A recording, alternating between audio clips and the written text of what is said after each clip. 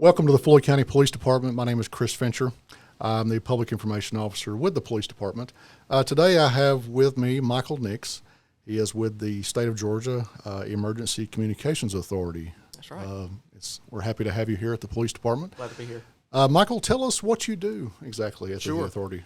As Executive Director of the Emergency Communications Authority, I serve as the State 911 Director, the Statewide Radio Interoperability Coordinator, and also head up the Emergency Support Function 2, which handles the communications aspect of disasters. And part of that role serves as the clearinghouse for alerts and warning in the state as well.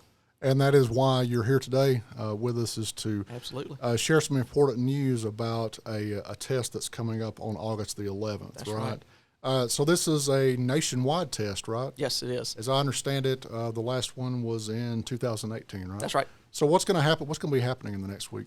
Sure. So next Wednesday around 2:20 p.m., as long as there's no other impending disaster that they would need to move the test, there will be a wireless emergency alert that is pushed out to all cell phones that have opted in for the test messages to come across, and it'll come across as a wireless emergency alert with the tone as well, and it'll say, "This is a test of the National Wireless Emergency Alert System. No action is needed."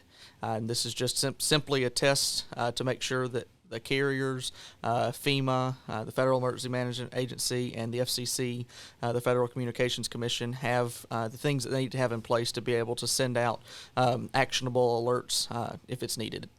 The important message is that it's not necessary to call your 911 when you receive that test, because nothing's going on. This is a standard test that federal law, requires them to do. Can you talk about what exactly that is in federal law? Sure.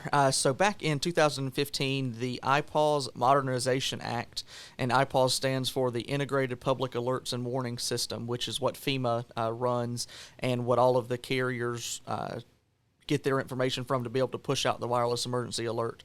That passed back in 2015 and acted in 2016, which required the Project Management Office of IPAWS to be able to do a wireless emergency alert test no less than once every 3 years. And so we did one, FEMA did one back in the fall of 2018.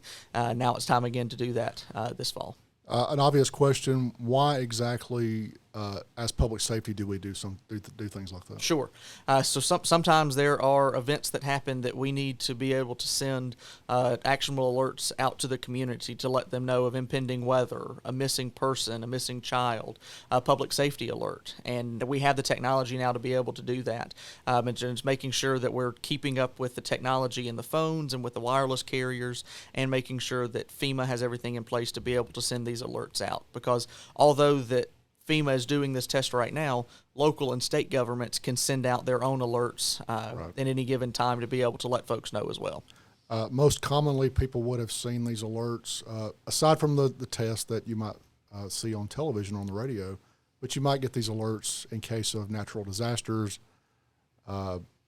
missing persons. That's right. Or dangerous incidents if there were to be some type of emergency, right? That's right.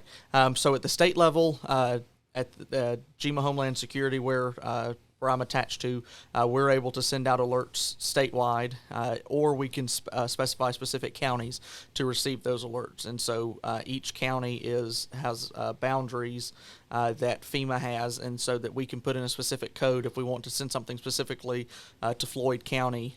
Then we have the number specifically for Floyd County, and we can send an alert out that would just go to the residents of Floyd County.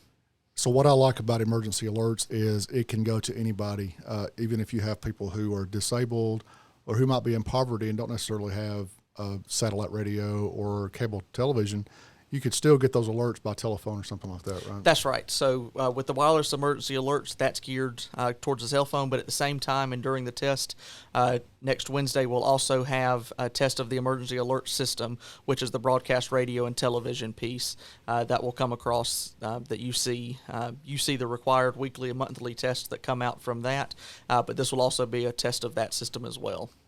Do you have a message to people who may opt out of messaging on their telephones the importance of receiving these type of messages. Yeah, absolutely. And I always caution folks to not get alert fatigue or notification fatigue with this, because there are some really important messages that can be sent out and have been sent out since this was put into place in 2000, since the wireless emergency alert system was put into place in 2012. There have been lives saved from weather disasters and public safety messages that have been sent out to folks to let them know of impending weather. One thing that's important is these aren't received as a normal text message would. There's a specially designed tone, and there's a specially designed vibrate that comes That's out. right. Is that right? That's right. So there's a specific notification type that comes out with this that makes it different from the normal text messages that you may get. So it comes across on the screen as a notification, but there's a specific tone and text message vibration that differentiates that between anything else that you may have in your phone. Before we started, we were talking about some of the technology and how this has progressed. You were saying that in some cases it's possible to attach a link, and that people can go to websites, say, for vaccinations. That's right. So what we've seen in some local jurisdictions and states have done during the COVID-19 pandemic is that they have used these public safety alerts to be able to push out information regarding testing sites or mass vaccination sites. And so they've pushed out links to them for folks to be able to register directly from the wireless emergency alert. So being attached to JICA and GEMA, are your concerns different from each agency? Do you come at this from a different perspective from each side? Does that question make sense? It does. Fortunately, I've got the support of the GEMA Homeland Security Director and the group that I work with at the local level for emergency communications, and so we're really working closely and in one voice for moving emergency communications forward in the state. And alerts and warning is a huge piece of that. How do you test your results at the end of the day, at the end of August the 11th? How do you know if you've been successful? Sure. So after each one of these federal tests, the FEMA and the FCC put together an after-action report to be able to take comments and feedback from the public, from the carriers, from the phone and device manufacturers, to see if there's anything that they need to tweak or needs to be tweaked on the industry side to make this a better success. And so after-action reports are done each time, and then each time we do the required weekly and monthly tests of the emergency alert system, we take feedback from all of the broadcast stations, and if there's anything that we need to tweak, then we'll make those changes.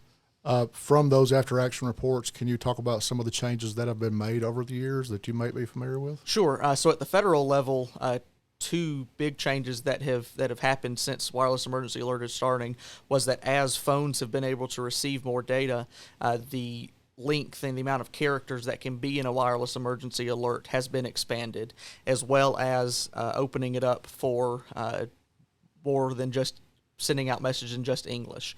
And so even on Wednesday, on the 11th, if your phone is the optimal language, or what the language you've set on your phone is Spanish, then the alert will come through as Spanish. And so that's what that will continue to evolve as the wireless technology and the technology at FEMA evolves, being able to provide more accessibility for the alertings for folks other than English speakers. That's incredible. Yeah.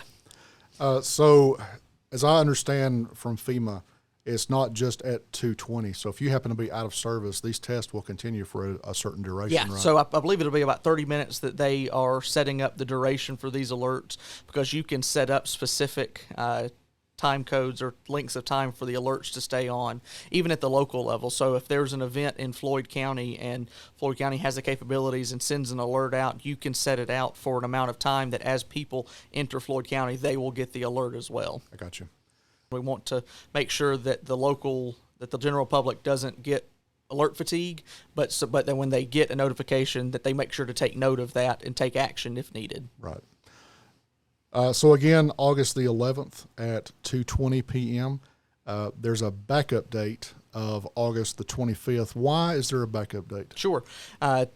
So August 11th is the primary date, August 25th the backup date, because if there is an instance where there is a natural disaster that may be happening, or any other real-world events that may cause other alerts to be sent out, they select a backup date so that if they need to move to that date, they can. Back in 2018, the backup date was utilized because it was during hurricane season, and so they didn't want, and there was a storm out there that they didn't want there to be the instance where someone was sending out an alert and the test alert coming out at the same time. Right. This is I guess just for my education, but if we lived in South Georgia and there's a hurricane and the interstates were going out, is that something that would have come across on an emergency alert? That's exactly right. So we've at the state level, we have used that for the contraflow of I-16. We've used the emergency alert system and the wireless emergency alerts for that specific reason. And so we've crafted a message and pushed it out to the select counties that are affected in the contraflow or in the coastal part of the state to let them know that I-16 lanes will be flowing in the westbound direction. So that's a perfect example. Awesome. So we would ask for your patience during this time. It's to your benefit, but it's also a way of helping us know whether the tools that we have in place are working, especially at the state level. So August the 11th at 2:20. If something's going on, it's August the 25th. So if your message says this is a test, there's nothing to worry about. You don't need to call 911 to ask your dispatchers any questions. That's exactly right. We certainly don't mind answering questions, sure. But we just don't want to be bombarded by all the questions. So you're doing this is a publicity campaign that FEMA and also GEMA is doing. Yeah. To get the word out. Absolutely. We're appreciate the invitation and glad to be here. Great. All right. Well, Michael, thank you very much for coming to Rome from Atlanta. Yeah, glad to get out of you enjoyed Atlanta. the trip up. All right, thank you, Michael, for being with us. Michael Nix from the Georgia Emergency Communications Authority. Thank you. We appreciate you coming out being with us today. Thank you. Thank you all very much. Be safe. Thank you.